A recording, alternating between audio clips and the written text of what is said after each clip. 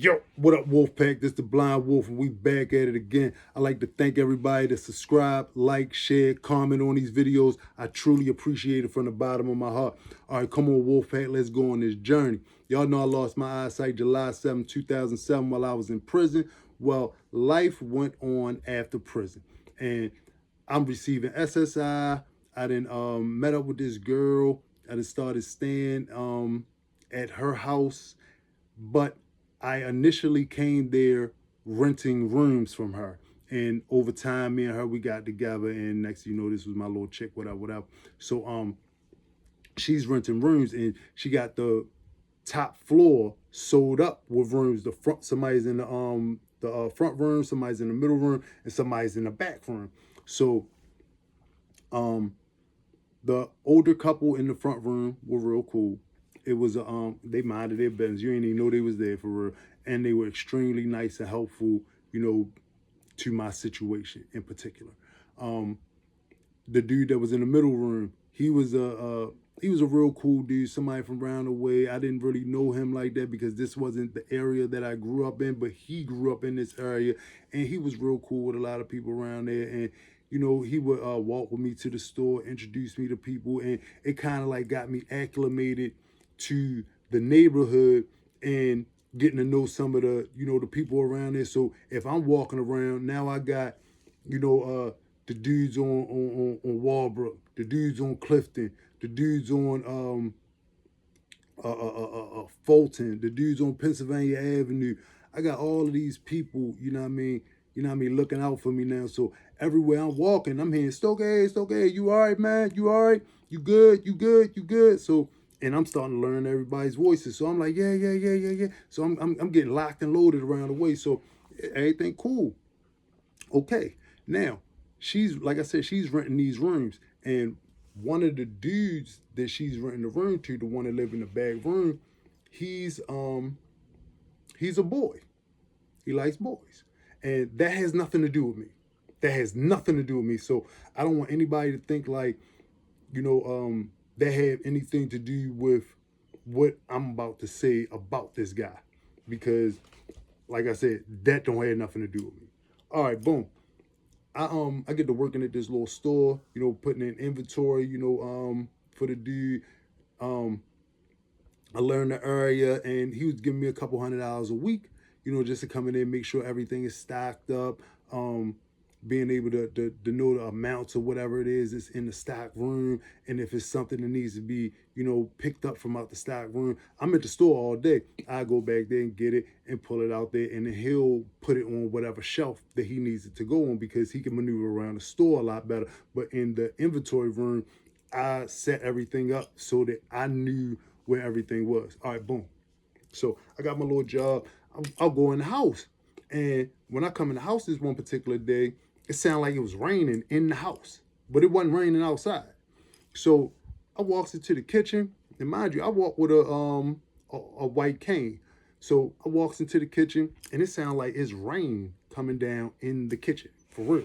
So I go and I runs upstairs because I'm figuring somebody has to be in the shower or in the tub and it's overflowing, or somebody that started running the tub of water and they didn't forgot and went in the room. Something is going on where as though this water is leaking into the kitchen like this. So I gets upstairs and I knocks on the bathroom door. It's somebody actually in the shower. So when I knock on the door, he said, "Yeah." I say, "Oh, hey yo, it's like it's raining down in the kitchen, and you know the bathroom is right over top of the kitchen. So I don't know if the shower curtain open, but it's a lot of water downstairs." So I get ready to walk off. As I'm walking off, I hear him say, and I'm tired of him saying something to me, man. If anybody gonna be saying something to me, she need to be saying something to me. So I'm like, huh? So I turn around, I go back to the door. I'm like, "Oh, you got something you want to say?" So he's like, "Oh, no, no, no." So I'm like, yeah, all right. So I get to walking off. At this point, you know what I mean? I'm getting a little mad because you saying stuff in the shower and I'm in this hallway and everything that you saying is echoing down this hallway and I can hear it clear. So I get to the top of the steps and someone's like, just listen for a second. So I'm standing there and I hear him say, I'm gonna wind up punching him in his mouth, and I'm gonna break his cane so he can't go nowhere and do nothing. So I'm like, wow, I don't even know this dude. Like, the only thing that I know about him is the fact that you rent this room. I don't even know his name. That's how much communication I had with this person, because we're on two different wavelengths. He like his way of life, I'm doing my own thing, and we don't need to cross paths unless it's, an issue with the safety of this house for some reason. So I goes back to the door and I say, yo, you got something you want to get off your chest with me? So he like, oh no, I'm just talking out loud. I'm just talking. I'm like, man, I'm sick of this. So I go downstairs, and mind you, he just got done saying that he was gonna punch me in my mouth and he'll break my cane. So I get downstairs and I get to my phone. I call my homeboy, and he lived like 3.5 blocks down the street from me. So I'm just gonna call him K. You know what I mean? So K get from his spot on which is 3.5 blocks away from where I was at, and he gets up there to my house after I say to him something that we used to say, to each other, back in the day, you know what I mean? Let people know, like, all right, yo, it's getting ready to be on, like, be on point, you know what I mean? So I'm like, yo, it's on. So he like, all right, cool. So he hangs up, and he gets up there. No, I didn't say it's on. I said it's hunting season. So he like, all right, cool, it's on. So he hangs up the phone, and he gets to my house, and this is on everything. I used to smoke cigarettes. I lit up a cigarette. I took one hale, blew it out, chilled for a second, went to take another hale, blew it out. Before I got ready to take that third hale, he was walking through the door. Now, mind you, I just got off the phone with him seconds ago. It wasn't even a whole minute that went by, it seemed like, for me. So I look over at him and I'm like, dang, he got hit fast. So I pushed the cigarette out. Mind you, it's still almost a whole cigarette. So I pushed it out. I grabbed my little Jimmy Mac. All right, my Jimmy Mac is my little weapon that I carried around on me at the time. And mind you, I'm blind. I'm legally blind. I cannot see in the dark like that, in real bright lights and stuff like that. I cannot detail you like that. And at this particular point in time, I'm seeing out of just a little teeny piece of my right eye. Now, I lost all vision in my left eye a few years ago because of a surgery that I went through that I will talk to y'all about a little later on, if I haven't already said something about it. But I can only see out of a little teeny piece of my right eye. Now, everybody has a 360-degree spectrum that they're seeing out of their eyes, 180 degrees up, 180 degrees across. So I'm seeing inside of 10 of my right eye, and it's extremely cloudy. I don't have any peripheral. I can't see anything that's happening on my sides. I can't see nothing that's coming from the top, nothing that's coming from the bottom. Whatever's directly in front of me is the only thing that I am actually getting a small view of. But you're not detailed in my eyesight the way that you would be for somebody with 20/20 vision. For instance, I can't really tell your skin complexion. I can tell your frame, but I gotta piece you together. I gotta put you together. I might can see like the top part of your head down to your ear. Then I gotta put from your ear down to your jawline, and kind of like that way I can get the size of your head, and then I can see your neck, your shoulders, so forth and so on, and I break you down like that. But that is something that I had to figure out for myself over time to be able to kind of like size, situations up to make sure that, if something happened, all right, long as I can see this part, I'm going to be good because I'm going to protect me. Trust and believe that. That is without a doubt. So, he gets to the house, and I put the cigarette out. I get to walking up the steps. Never said no word to him. He didn't say nothing to me. I just go knock on the dude's door. He come to the door, and he say, "Who is it?" So I was like, "Yo, let me holler at you." So he opens the door. Now, mind you, at this point in time, he still got a robe on, but he got company in the room. That's why I called my homeboy, because when I came upstairs to holler at him, I heard that he had people in his room. I didn't know how many people it was. I just knew that it was people in there. I heard conversation going on, and I heard like somebody like on the phone. So I knew it was multiple people in there, but I ain't really sweating none of that. So my homeboy, like I said, we get to walking up the steps, and I get to his room. I knock on the door. He like, yeah. I'm like, let me holler. He opened the door. As soon as he opened the door, I crack, bam. Now, at this point in time, I got a weight collar that I tie a sock around, tie that sock into a bunch of little knots so it's like braided on up. It's like a little handle. Then I take another 2 socks, put that over top of it. That way it won't rip through. And I tie that into a few knots at the top. That way I got like a handle and, a little bit, a sock just dangling down. But I got a handle and the lock can actually sit on the top. I don't know if y'all can see this correctly. I hope I'm not out of view of the camera, but the lock can like sit on the top of my fist like this, and it'll be a knot right there, but then the lock is right there, so the lock can never get to actually hitting me. It's only the thread from the the sock that's right there. So I'm protected. Like, this is something that I practice over time, you know what I mean, to perfect the art of, beating somebody viciously with this lock and not hurting myself, because I actually did hurt myself before with a lock.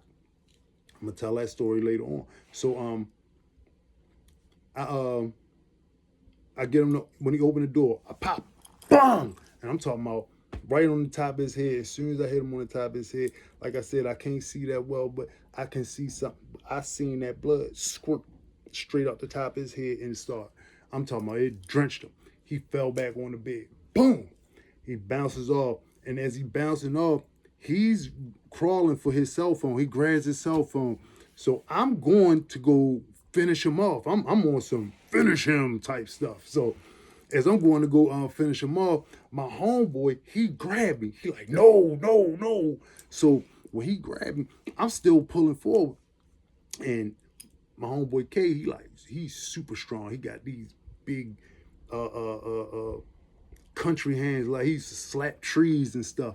Like, and look, I used to kick the tree stump out the ground. That's how thick his feet is. Like, he an old big thick country dude, but this my man, and I know he gonna rock out with me to the end. So he grabbed me, like, no, no, no, come on boy, you gonna kill it, man. So mind you, the dudes peoples, they kind of like to the right in the room, and they're not coming to help at all. They done backed up into the corner. It's one dude kind of like leaning over top of another dude, and it's a chair right there. And the whole time, the other dude, the one that I hit, he's laying on the floor on the other side of the bed. I'm talking about blood everywhere. The towel done fell off of him. And he's on the phone with the police. Come here, help! I need help. So he give him the address. So while he doing that, now I kind of like snap back in. I turn around, and I jet on about the room. Now mind you, I'm moving with a blind cane. So I get to the steps. I get down the steps. Get down to the first floor where the front door and stuff is. Then I slide on into the dining room. Then I went down into the basement. Mind you, I'm using my cane doing all of this. I got to figure my way out around in this house, because once in this place, it really wasn't too many lights on all over the place, and I'm cool with that anyway. So I gets down there in the basement, and one thing that I learned about being over in Central Bookings and in other places, lift the wash machine and the dryer up, because hide stuff right there. They never really check that.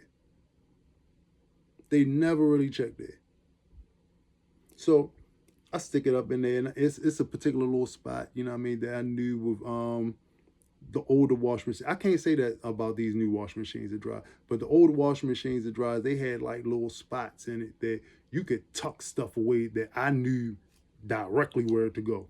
So This was an old washing machine. Lift the little whirlpool up. I stick the joint up in there, and I sit it in a little spot that I know that I'm gonna be able to get back to it without no issues. It ain't gonna be stuck, nothing. Boom. So I sits it there, and I goes up back up in my room. So now I don't got no weapon. I'm blind. I got my blind shades on. I got my cane sitting in front of me and my homeboy there. But mind you, I heard this dude on the phone calling the police. So I'm not getting ready to leave because one thing for sure, two things for certain. My girl is the one that's renting the rooms out. So I'm coming back here regardless. So the police come into the room.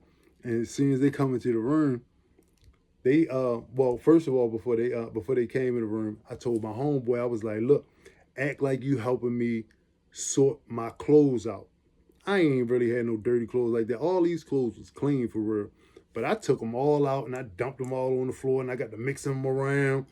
And by the time I hear like the police cars and stuff, you know, pulling up out front, and then I hear him like, he in there, he in the front room, he in the front room. So my homeboy, he's standing in the corner and he's smoking a cigarette. And I'm smoking a cigarette too, because I kind of know I'm getting ready to get locked up. So I'm smoking a cigarette. And two police officers walk into the room. And one of them was a white dude, one of them was a black dude. And the black dude walked straight over to my homeboy, K, and was like, man, put your hands behind your back. So he like, for what? Man, I don't know what you talking about. Leave me alone. So he like, man, put your hands behind your back. Get up on the wall. Get up on the wall. So a call comes through on the walkie-talkie, and it's one of the officers outside calling to tell him. He was like, it's two guys in there. It's not the one that can see. It's the blind guy. Get the blind guy. So I'm sitting there on the side of the bed. I'm like, man, it's crazy. So, like I said, I can't like tell your facial expressions and all of that type of stuff. I can't, distinguish all of that type of stuff. But I kind of could feel that he turned and he looked and was like, man, come on. So the white officer, he actually turns and walks out of the room. And he goes to the door and I hear him saying, are you sure? Are you sure a blind man did that? Made somebody bloody and messed up like that? So I'm still sitting in there in the room and the black officer comes over to me. He like, come on now, bro. Come on. So he was like, man, stand up.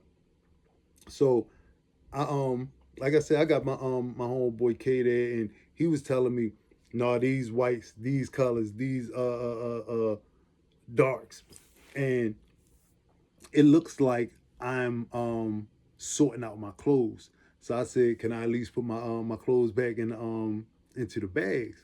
So he like, yeah, go ahead, man, go ahead. So now I ain't never get no type of rhythm like this from no police officer. He let me put my laundry bag in a bag. I tie the stuff on up, set it up on top of my bed. That way it's not just sitting on the floor because I am living in the hood and this is not the most wholesome house in the world. It's mice and stuff running through there, and I ain't trying to have that stuff running all through my clothes. So I at least set the stuff up on the bed, and I turned to him. I'm like, all right, so what am I supposed to do now? And I'm acting like I ain't never been through this stuff before. So he like, I don't even know how to lock you up. I don't know whether or not I'm supposed to put the handcuffs behind you or in front of you. I said, well, they really do need to be in front of me because I can't use my cane with the handcuffs behind me. So he said, man, it's crazy. Man, give me your hand. So he grabs my wrist. He puts a cuff on this wrist, puts a cuff on his wrist. And this is the very first time that I have been cuffed from the front. So now mind you, I live on a pump block. Is drugs sold all up and down this area. It's a lot of people on a regular basis on my block. So I I actually get to walking out the front door and the black police officer is like holding my arm, and the white police officer, he's standing directly in front of me talking about, all right, come on, we getting ready to come down the steps, and he's making it seem like he's not gonna let me fall. But mind you, we got a whole crowd of people outside, and they like, hell no, hell no, the blind man ain't do that. The blind man ain't do that. So mind you, at this point, when I gets outside, they got the dude in the ambulance. He's covered in blood. Like he's covered in blood. His homeboys, they got blood all on him and stuff because that stuff was squirting out the top of his head when I hit him with that weight collar. So he's in the ambulance. He's like, there you go, and I'm coming to court, and I'm coming to court. You going to jail, you going back to prison. I don't care. This, that, and the third. So the whole time I'm sitting there like, man, wow, this is crazy. All because he talking about he gonna punch me in my mouth and break my cane. But I see how much he punched me in my mouth. So they take me down to Western District. They get me down to Western District. They can't believe the charges. And mind you, they really didn't even want to transport me down to Central Bookings, but they finally transport me down to Central Bookings, and I called Shorty up. I had a little light bail, and she bailed me out that night, like immediately. And like I was telling her before that if ever I get into an incident, I got a few $100s X, Y, and Z. I wasn't gonna let her know where all my money was at, but I definitely let her know, how to get into it when I finally got locked up. But I needed her to know where something was at just in case it was a situation. I don't trust nobody fully, so I give different people, different trust levels. And she never got it all, but she definitely was my girl at the time, and she bailed me out that night. So I get home that next morning. When I get home that next morning, the dude, he done moved out. Like all his stuff clean up out. Cause I came in the house and I went straight up there to his room. It was getting ready to be on again. So she like, he not here, he not here. So I'm like, where he go? She like, he moved straight out. As soon as he came back from the hospital, he had some people with him and he packed up all his stuff and left. So I'm like, all right, that's what's up. So next thing you know, I'm getting prepared to go to court. And my homeboys that lived in the neighborhood at this point in time, like I said, the dude that lived on the second floor here got to walk me around, got to introduce me to people. And I've been in the neighborhood now for a minute. And now a lot of these people around here, they really rocking with your boy because, one, I don't bother nobody. Come through, mind my business. And, I'm speaking and I'm respectful. And if we're gonna laugh and joke about some things, we can laugh and joke about some things. But I'm not gonna really be no scary blind dude that's just sitting in the house and not really, communicating with people like that. So, I, um, I find out that a few of the dudes from around there found out, what happened. They ain't never really like him like that. His mother lived not too far from where it was that we were staying, and they pushed up on Shorty. Told him, man, if you pull up in that courtroom, for this blind dude, man, you can't never come to your mother house no more. You can't never come to your mother house no more. And mind you, I ain't know nothing about none of this. I'm um I'm in the house and I'm basically just trying to stay out of trouble until I go to court the next month. So when I go to court the next month, I actually go into the courtroom and he never showed up. He never showed up. So they dropped the charges, and I basically say this to say, don't think that everything that you think is one way is the be all and say all for that. Just because a person is at a disadvantage does not mean that they will not defend themselves. Just because a person is at a disadvantage does not mean that they're weak. It's just that they're at a disadvantage. That could turn into the most ferocious person that you can be dealing with because they're at a disadvantage. It's different levels to everything. You might have somebody that's scared to make a move because of their particular disability.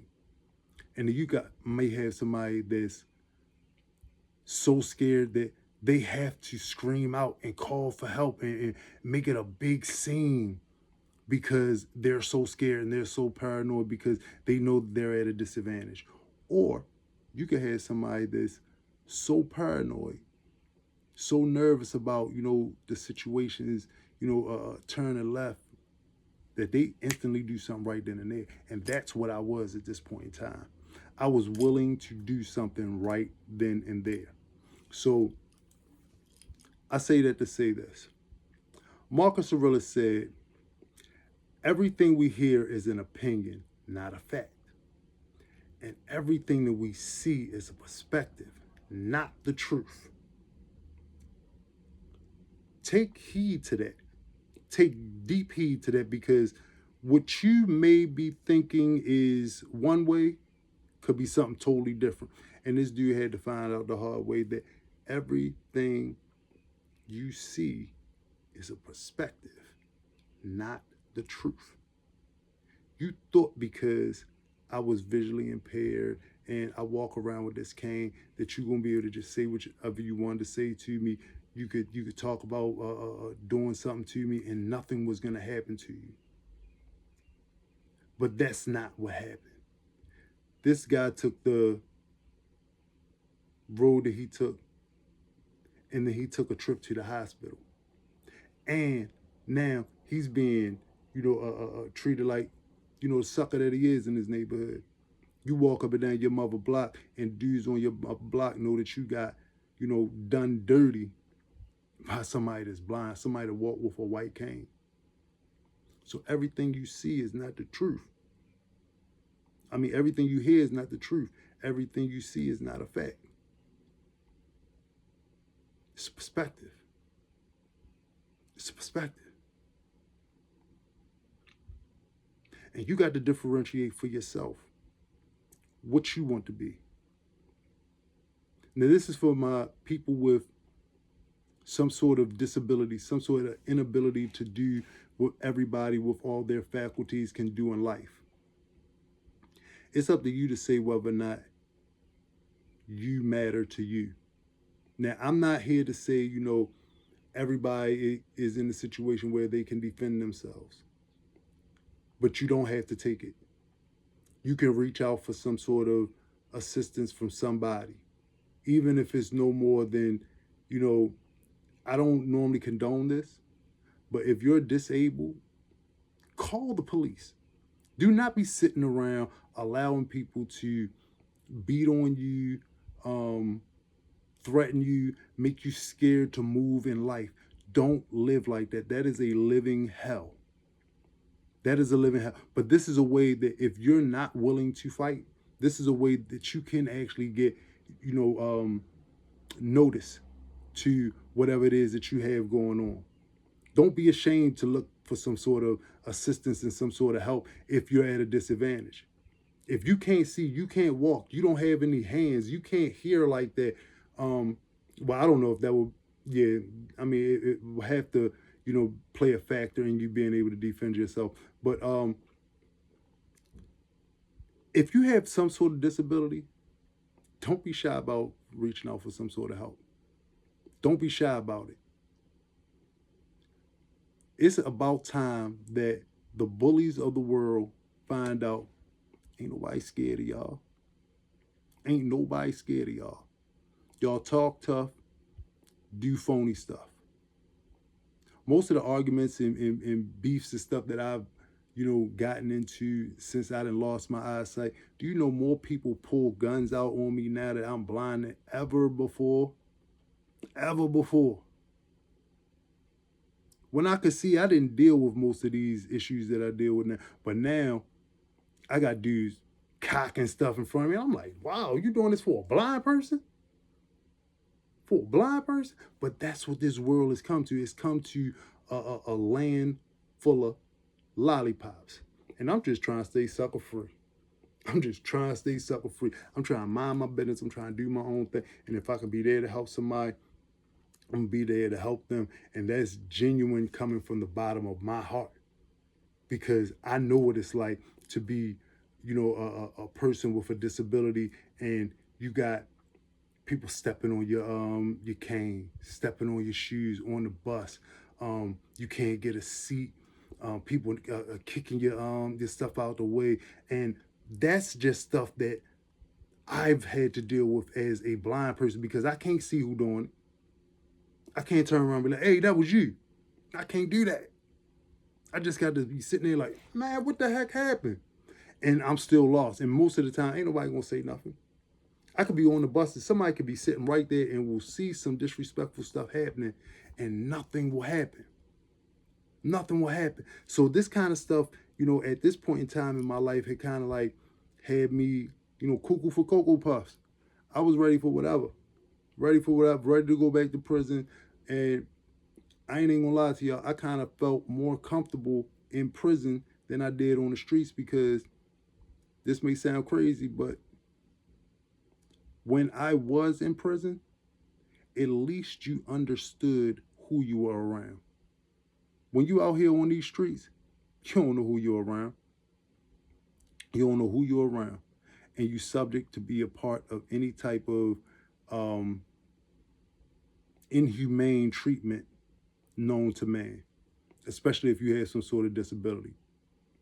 So I implore y'all, if you got some sort of disability, try to find some kind of way to learn some sort of self-defense if you're physically able to. If you're not, then call for help. Do not sit there and just accept abuse. It's Big Love coming from the Blind Wolf, telling y'all to stay strong and continuously follow them 5 P's. Proper planning prevents poor performance. When you're properly planning for your life, you're going to think about defending yourself, think about defending your family, and think about making sure that your home is protected. That's the job of a man. That's the job of a man, to make sure that your home is protected, make sure that your family is protected, and make sure before all of these things, you're protected so that you can do these things. Proper planning prevents poor performance. Big Love coming from the Wolf. Keep your hands up, never in your pockets. Don't even let nobody slide up on you. If you feel the breath is a little bit too close, pump, pump, get them up off you. That's what it's all about. That's what it's all about. Never let your pain stop you. Like I tell y'all before, use your pain to drive you forward. Make that your purpose. Big Love. Wolf.